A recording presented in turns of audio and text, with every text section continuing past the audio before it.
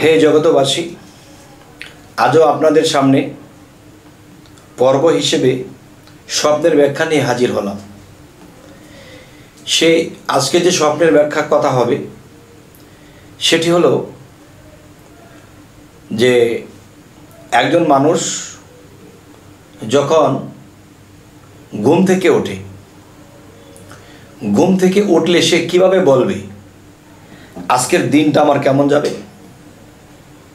সেই খবরটা দেখা যায় যারা সাধনা করে তাদের কাছে একটু স্পষ্ট আসে, যারা সাধন পথে নেই তাদের কাছে একটু আবরণ বা একটু আফসা আসে।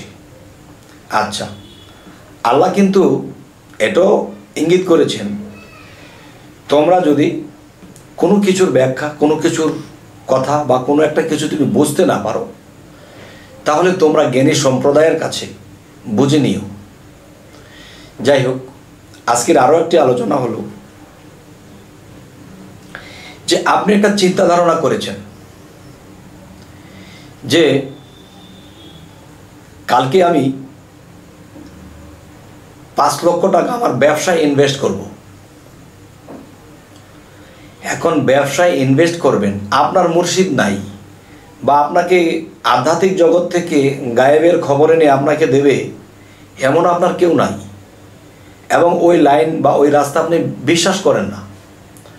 তখন দেখা যায় আপনি একটা জায়গায় 5 লক্ষ টাকা ইনভেস্ট করবেন, তো এখন আপনি দ্বিধাদ্বন্দ্বের মধ্যে আছেন, এই টাকাটা দিলে কি আমার টাকাটা লাভ হয়ে আসবে না লস হবে না মেরে দেবে, আপনি দ্বিধাদ্বন্দ্বের মধ্যে আছেন। তখন মনে মনে বলতেছেন, আল্লাহ গো, এতগুলা টাকা দেব, এই টাকাগুলোকে মার খাবো নাকি লাভ পাবো, না কি বিপদ হবে বুঝতে পারছি না। একজন মানুষ এই দ্বিধাদ্বন্দ্ব করতে করতে মুখে কিন্তু একবার বলেছে, আল্লাহ গো, কি হবে কে জানে, কালকে তো 5 লক্ষ টাকা দেব। এখন রাত্রে ঘুমের ঘরে আপনাকে আল্লাহ স্বপ্নের মাধ্যমে ফায়সালা দিয়েছে, কিন্তু আপনি বোঝেননি। যখন আপনার 5 লাখ টাকা মার খেয়ে গেলেন তখন কিন্তু মনে মনে ভাবতেছেন যে আল্লাহ, তোমার নামটা নিয়েছিলাম তবে আমি টাকাটা মার খেলাম। আল্লাহর দোষ নেই বাবা, আপনি চিন্তাভাবে যে শুয়ে ঘুমিয়ে পড়েছিলেন, আপনার কাছে স্বপ্নের কথা এসে গেছে, সেই ইঙ্গিত আপনার কাছে এসে গেছে, আপনি বোঝেননি। সেটা বোঝেননি কেমন? যেমন আপনি দেখতেছেন যে রাতের স্বপ্ন দেখতেছেন কি আপনি খুব স্মার্ট, আপনি যেটাতে হাত দিতেছেন সেটা হয়ে যেতেছে, আপনি যা কিছু করতেছেন ভালোই হচ্ছে, এবং আপনার কথা শুনে মানুষ আপনাকে স্বাগতম দিচ্ছে, আপনাকে মানুষ সম্মান দিচ্ছে, আর আপনি নিজেকে খুব গর্ব মনে করতেছেন। এরকম ধরনের দৃশ্য যদি আসে তাহলে খবরদার টাকা পয়সা ইনভেস্ট করবেন না।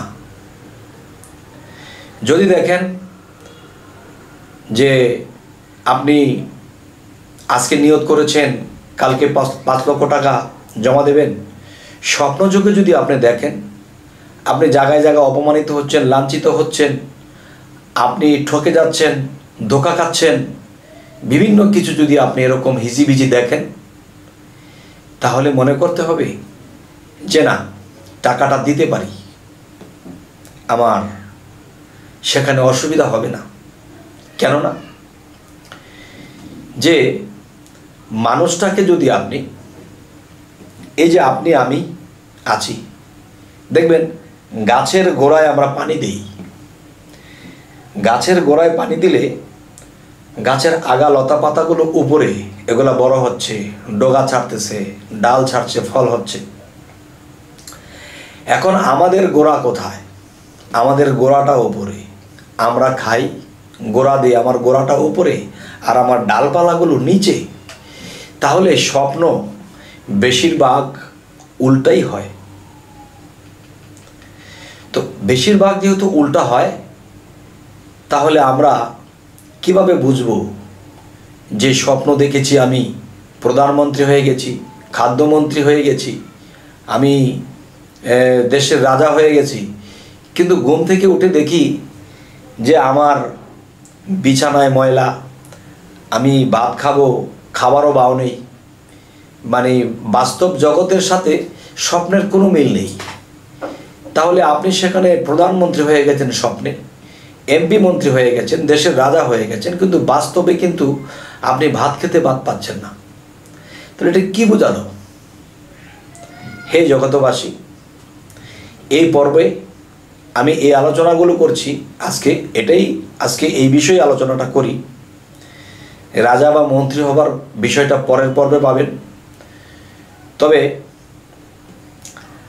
আজকের মূল বিষয় হলো কি, যে 5 লক্ষ টাকা যে দিব, এর শিওর কি আমি যে লস খাবো না বা ভালো কিছু হবে? তাহলে বোঝার 2টা কায়দা কি? যদি দেখবেন স্বপ্নযোগে আপনি খুবই স্মার্ট ফিল করছেন, যেটাই হাত দিচ্ছেন হচ্ছে, মানুষ স্বাগতম দিচ্ছে এবং মানুষ আপনার কাছে ঠকে যাচ্ছে, তখনই বুঝবেন যে আপনি ঠকে যাবেন। আপনি থেমে যান, 5 লক্ষ টাকা দিবেন না। আর যদি দেখেন আপনি অসহায় হয়ে পড়েছেন, আপনি এতিম হয়ে গেছেন, আপনাকে মানুষের ঠকিয়ে দিয়েছে, বিভিন্ন বিপদ আপদ দেখেছেন, আপনি টাকাটা জমা দিয়ে দেবেন পরের দিন, যেই কাজে দিতে চেয়েছিলেন দিয়ে দেবেন। তাহলে হবে কি, যে এই মারটা খাবেন না। যাই হোক, আরও একটি বিষয় হলো কি, আরেকটা স্বপ্নের ব্যাখ্যা। যদি আপনি আজকে অফিসে যান, ব্যবসায় যান, হয়তো দুর্ঘটনা বা একটা অ্যাক্সিডেন্ট হতে পারে। তাহলে এরকম একটা দুর্ঘটনা ঘটবে, আপনি তো জানলেন না, না জানার পরে একটা গাড়ি বা একটা হোন্ডা আপনাকে মেরে দিয়েছে, আপনি উল্টে পড়ে গেছেন, হাত পা কেটে গেছে, হাত পা ভেঙে গেছে। তখন মনে মনে বলতেছেন, আল্লাহ তোমার ইবাদত করি, তোমার নাম একবার হলেও তো নেই, কিন্তু আজকে এই দুর্ঘটনা আমার হলো। আল্লাহর দোষ নেই, আপনাকে কিন্তু সতর্কবাণী সেই স্বপ্নযোগে দিয়েছে, সেই স্বপ্ন আপনি রিচার্জ করেননি, স্বপ্ন আপনি বোঝেননি। আরে খোয়াবে মানুষে কত কিছু দেখে, এটা মূর্খামি কথা। আল্লাহ অকার্যভাবে কোনো কিছু দেখায় না। আচ্ছা, তা কি করে বোঝারে বাও যে আমি কালকে এখানে যাইলে আমার ওপরে গাড়ি তুলে দেবে, আমাকে অ্যাক্সিডেন্ট করে দেবে, আমাকে গুলি করে দেবে? এটা আমি বুঝবো কি করে? যদি আপনি, কারণ একটা স্বপ্নের অনেকগুলো ডালপালা, সমস্ত ডালপালা তুলে ধরা একটা পর্বে সম্ভব নয়, আমি বিভিন্ন পর্বে বলবো। তবে যদি আপনি স্বপ্নযোগে দেখেন, আপনি রাস্তা দিয়ে হাঁটিয়া হাঁটিয়া যাচ্ছেন, দেখতেছেন একটা লোক গাড়ি তাকে ধাক্কা মেরে ফেলে দিয়েছে, সে লড়তে চড়তে পারছে না, তখন তাকে উঠিয়ে আপনি মেডিকেলে নিয়েছেন বা তার বাড়িতে পৌঁছে দিয়েছেন। এখন ঘুম থেকে উঠে চিন্তা করতেছেন, কিরে একটা লোককে আমি এরকম তাকে আহত অবস্থায় তাকে মেডিকেল পৌঁছায় দিলাম কিংবা বাড়িতে পৌঁছায় দিলাম, এটা কি দেখলাম?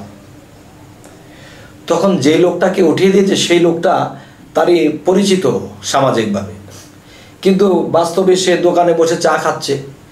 এখন বিপদটা তো তার, কিন্তু সে তো দেখলো না, আমি দেখলাম কেন?